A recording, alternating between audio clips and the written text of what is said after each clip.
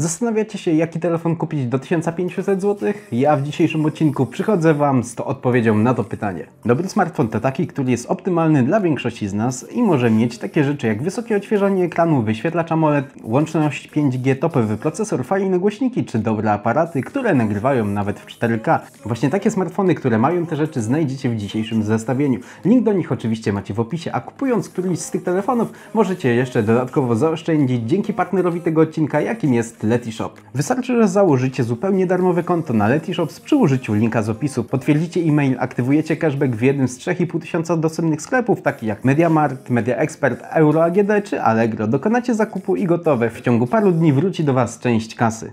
Nie jakieś punkty czy zniżki, ale realna gotówka. Jak to działa? Bardzo prosto. Letishop dostaje prowizję od sklepów za sprowadzenie nowych klientów i dzieli się nią z Wami. Sam korzystam z tej apki od jakiegoś czasu i gwarantuję Wam, że nie jest to żaden scam.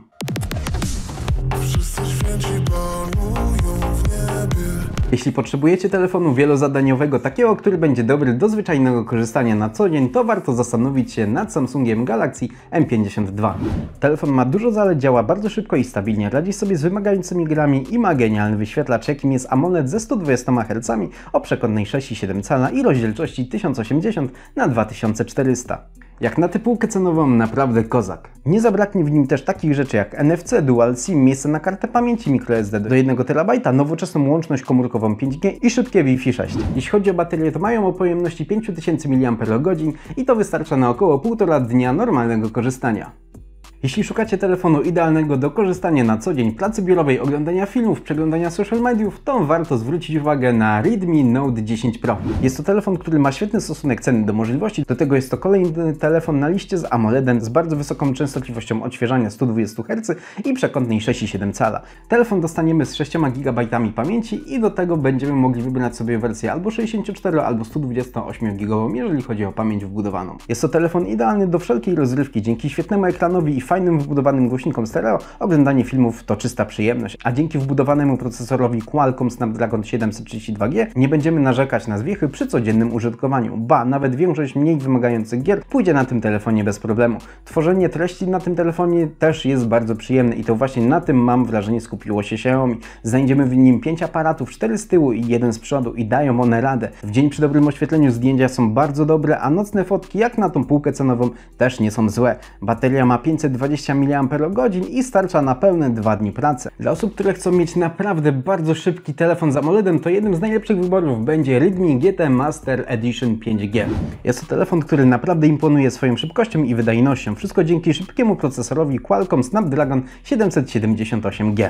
Smartfon dostępny jest w wersji, gdzie znajdziemy 6 GB RAMu i 128 GB pamięci wbudowanej. Wyposażono go w genialny wyświetlacz AMOLED z bardzo wysoką częstotliwością odświeżania, bo 120 Hz o przekątnej 6,4 cala, co zapewnia bardzo wysoką jakość obrazu, zarówno w filmach, grach, czy podczas przeglądania social mediów. Na pokładzie tego telefonu nie zabraknie takich modułów jak 5G, NFC, Bluetooth 5.2, dzięki czemu na pewno wystarczy na parę lat. Minusem telefonu jest dość skromny akumulator, bo o pojemności 4300 mAh, ale wszystko to rekompensuje nam 65W ładowanie, które uzupełni baterię do pełna w zaledwie pół godziny.